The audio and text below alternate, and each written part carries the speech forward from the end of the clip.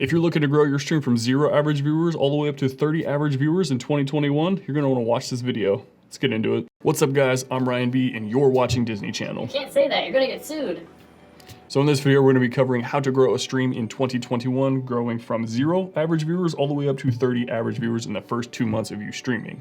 I'm gonna show you all the steps that I did, exactly how I went from 0 to 30 in the first 2 months, the things that I learned along the way of what not to do, what I should have done as well in that time period, and kind of show you guys a bunch of different concepts to help you grow in 2021. Now this video might be long because each one of these concepts that we're covering, and there's about 10 of them, could be their own standalone video. I will try to run through these pretty fast, but if you have any questions, hit me up in the comment section down below. Let's go ahead and get into the first section, which is going to be exactly what I did to grow from 0 to 30 in the first 60 days. So what I did is I streamed a lot of Rainbow Six Siege, which if you're unfamiliar is a 5 versus 5 kind of first person shooter. So I would hop into casual games and I would just try to interact with my teammates. So if I go in solo, there's about 4 different people that I can interact with. So I would just try to hang out, I would try to talk, make jokes, and just kind of see if anyone would actually interact back with me. If they were okay, if they were cool and all that, I would ask if they wanted to keep playing the game together. So I would add them either in the game or I would invite them over into the Discord. Eventually they would overhear or see that I was actually streaming Siege and they would either check me out or not, depending on if they wanted to. And then this allowed me to basically funnel people in from the game that I was playing into the stream.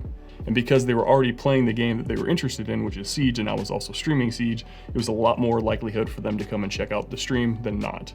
Now, I would never really shove it in people's faces that I was streaming, but I basically set it up in a way that would kind of obviously show that I was streaming without actually me having to say that I was streaming. Now you can use this concept in a lot of different ways. You can just pull people in exactly how I did it, or you can kind of make yourself known in those categories of that game. So if there's like Reddit communities or other communities specifically around the game that you're playing, just make yourself known and make yourself known that you are streaming. Again, don't really shove it in people's faces that you're streaming, just find a way to kind of subtly show or tell people that you're streaming so they come and check out your stream and just get a little bit more awareness on your stream. So basically what I did, I was just really aggressive with pulling people in and making friends within the game that I played, and they would end up seeing that I was streaming and kind of check me out from there. And that's what helped me grow from 0 to 10 in the first month and the 10 to 30 in the second month. Now, of course, there's a lot of other ways you can use this, so I encourage you guys to kind of use this method. Just basically try to be social and make friends within the games you play. So the next concept that we're going to be talking about is oversaturated games. Now, I know in the first part I did play an oversaturated game and kind of showed you exactly what I did to get decent growth out of an oversaturated game, but in general, you do want to try to avoid oversaturated games. Now, if you just want some information on some of the best games to currently stream on Twitch in 2021, I made a whole video with a tier list attached to it ranking all the best games to stream in 2021, so go ahead and click that card if you just want the information. However, there are a few different key details that I look for in a category when it comes to finding a good category to stream. So I'll go to the category here on Twitch and then I'll look at how many viewers that the top couple of people own in that category compared to everybody else. Next up, I look at how many followers the category has directly, how many average streams the category has, and then I would look at my current average viewers and then kind of gauge where I would sit in that category if I was streaming right now to see if I would get drowned out by a million other people. So if you aren't going to be towards the top of the category, or if you're going to be in a section where it's just going to drown you out because there's so many people streaming it, I would avoid that game. But again, if you just want currently what I think are the best games to stream in 2021, go ahead and click that link to that video. And of course, a caveat when it comes to oversaturated games, definitely you want to be playing games that you enjoy above all else. Don't just play a game because you think that it might help you grow. Definitely play games you enjoy first. So next up is going to be a concept that I don't really see many people talking about, and that's your titles. So a very common mistake that I've seen across many people that stream, even I did it when I first started, is being self-deprecating in their title. So they'll say something like, world's worst streamer playing this game. No one really cares, and it doesn't really make anyone want to click on your stream when you're talking like that. I know that may be your humor because I'm kind of like that as well. However, it doesn't really entice anyone to come into your stream. However, what you should do instead is structure your title in a way that gets people to want to interact within the title. So there's a bunch of different concepts and a bunch of different ways that you can do this. A friend of mine does a lot of dad jokes in their title, which gets people talking because people either love or hate dad jokes, or they'll come in and talk about their own dad jokes and that kind of stuff. You can do something similar with puns, because again, people either love or hate puns, or they'll tell you their own and that kind of stuff. Something that I like to do is like to be a little bit more controversial with the title, not like political controversial, but something that I know someone's gonna wanna either argue with or agree with. So something that I'll do commonly is like, dogs are better than cats, change my mind. Or pineapple belongs on pizza, right? Something that I know someone's gonna wanna interact with and argue about, so that way I can get them to hop in the stream, talk with me, and then I can interact with their first initial messages so we can kind of have a back and forth, and that back and forth will make them more likely to come and check out the stream again. So you're gonna wanna structure your titles in a way that gets people to want to come in and actually type in your chat, so that way you can kind of bounce back and forth and kind of get them to interact. This is a golden idea, so definitely think about the way you structure your titles. And again, there's like a billion different ways you can do this, so get creative and structure your title in a way that gets people to want to interact with your stream. So the next concept is finding streamers or content creators that you enjoy, finding concepts that you like, and then try to incorporate that into your own content. A couple of my examples would be Peter McKinnon or Daniel Schiff. They do really high cinematography style videos here on YouTube, and I'm trying to incorporate that into my tech reviews because I want to be known as kind of the cinematography, kind of high quality tech reviews. So I want to be like the cinematic tech review guy. I'm kind of working on that. I've been making some efforts. If you guys haven't noticed or haven't been around long, I'm trying to do really, really high quality kind of stuff. So I'm taking concepts from them and implementing it into my tech reviews. Now, as far as streams goes, someone like Dr. Disrespect is really good. Not necessarily him himself, but his streams are very high quality and very highly produced, and I really like that. Secondly, someone like Ludwig, his streams are always got really cool content creative ideas within his streams, so there's always something unique happening on his streams. So that's just a couple of my examples. Yours can be anybody. Just find things that you like about certain content creators and try to incorporate that into your own content. Next up, look back at your content and be objective on your own content. So if you're not finding things that you can improve on or things that you liked that you want to keep doing or do better, then you're not going to grow as a content creator.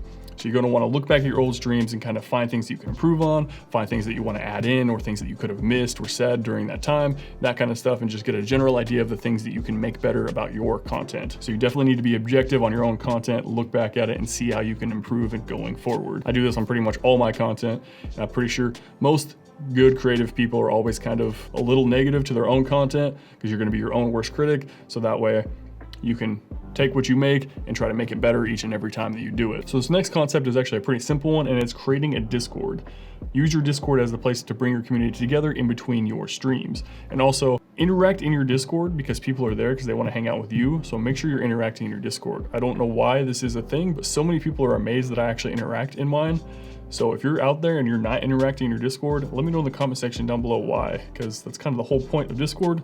People are there because they want to hang out with you, so definitely interact in your Discord. But again, use Discord as a tool to kind of bring your community together and keep them together in between all your streams. And speaking of Discords, I do have my own Discord that's attached to this YouTube. So if you guys are looking to contact with any sort of other streamers, there's about 500 other people in there, other content creators and all that kind of stuff. So definitely check out the link in the description down below and hop in our Discord. Also, while I got you here, make sure you hit a like on the video if you're liking this video so far, or if you hate this video and you don't like my concepts, go ahead and hit a thumbs down on the video. Think about subscribing to the channel if you haven't already. Let's go ahead and hop into the next concept. So this next concept is going to be kind of vague, and it's do something unique. There's too many people on this platform that are just hitting the go live button. They're playing their game with a little bit of commentary over the top. If that's all you're doing, just know that there are way better people playing the exact same game that you're playing that are a lot better than you. So imagine if you're playing like an FPS game, which a lot of people are. Why should someone come and view your gameplay if that's your only pull to bring people in versus someone like Shroud, who's just an absolute god at FPS games? So try to do something unique that can pull people into your streams. However, the good thing is you are the only you, so there's things that you can do that's unique to you to bring into your content to make people want to keep coming back and viewing your streams. You do have to kind of get creative with this and kind of figure out exactly what works for you. Definitely try out a lot of different things and kind of see exactly what works for you, but try to do something unique rather than just hitting the go live button, streaming, playing a video game with a little bit of commentary over the top, because literally everybody else is doing that. And lastly, please do not say that your pull is the fact that you're community focused or that you're building a community and you're very driven by the community and chat interaction, because yeah, you and every other small streamer out there is very chat focused and all that. So if that's your only pull, just know that literally everybody else on the platform is doing the exact same thing. So you're gonna try to find something more unique than that to draw people in. And I know this is kind of a vague concept, but it's something that I feel like a lot of people just try to do the exact same stuff and they're wondering whether they're not getting anywhere. It's because literally everyone else is doing the exact same thing as well. So find something that's unique to you and try to pull people in with that. So this next concept is kind of a two-part concept, and it's changing the way you view Twitch as a platform. So there's obviously positives and negatives to Twitch as a platform. Some of the positives are, I think Twitch is very good at being a very intimate style platform where you can hang out with the community, interact with them and all that kind of stuff. And people tend to be on the platform for a lot longer than other platforms. and that's the positives. However, the negatives are the fact that Twitch basically has zero discoverability on the platform. There's no built-in algorithms to push out your content, or as a viewer, there's no real way to kind of categorize content to where if you like or watch a couple of streamers and they start to recommend you other streamers that are very similar, there's nothing like that on the platform. So that makes the discoverability pretty much non-existent here on Twitch. So you're gonna wanna try to view Twitch more as a place to hang out with a community that already exists, rather than a community where you can really grow that well on. Now, I know in a lot of the other concepts, we told you ways that you can kind of grow still on Twitch as a platform, and better ways to kind of help the discoverability or lack thereof on Twitch. But simply the best thing is, which brings us into the next concept, which is creating content on other more discoverable platforms, and then growing there and bringing people back into your Twitch streams. Now, I know this isn't groundbreaking. Pretty much everyone recommends this because it's just simply the best way to grow on Twitch right now. Create content on platforms like YouTube, TikTok, or Instagram, places that are very good at growing an audience, and then bring them over into your Twitch streams. So that's the two-part concept. Change the way you view Twitch as a platform, because it's not really a growth platform in my opinion, and then create content on other platforms outside of Twitch to bring people back into your Twitch streams. Now, before we get into the final couple of concepts, which in my opinion are the most important, make sure you hit a like on this video. If you watched all the way through to this point, you probably like this video so far, and then think about subscribing to the channel if you haven't already. Also, I do stream myself every Monday, Wednesday, and Friday, link in the description down below. You guys can go ahead and check me out on there. I'm probably live right now. So moving into the most important concept on this list, and that is learning the difference between creating content and then playing a video game. I think there's too many people on the platform, even myself included, that just hit the go live button, they play their game, and they add a little bit of commentary over the top. But to me, that's not really creating content. So the concept that I'm thinking here is creating content is when you're playing a game, whatever game that is, and you have a specific goal or something in that play session. So something that I recently did was I played Minecraft, but I played it using only my voice as the controls. So that gets people to be like, he's playing Minecraft with only his voice. I want to see how that works out. So people are more inclined to actually watch that stream. To me, that's a lot more content than just if you were to play Minecraft. If you want to get some ideas, someone who is just fantastic at this that I'm trying to emulate more myself is Ludwig. He creates content on YouTube and Twitch, and anytime he goes live on Twitch, he's using that as a way to get a content creation for his YouTube to kind of gather more audience and then again, bring people back. So it's kind of like a circle thing where he's just going live and creating content with an idea that he's going to repurpose into a YouTube video, which grows, and then he can send those people back into his live stream that want to watch that content creation happen live on his stream. He's fantastic at this, so if you want some ideas, definitely go check him out. And lastly, the concept of stealing like an artist. Now, there's whole books dedicated to this topic, and this basically just means to understand there's really no unique ideas that people aren't getting from somebody else. Now, by this, I'm not telling you to go take a whole video and just steal it and copy it one for one. Definitely do not do that.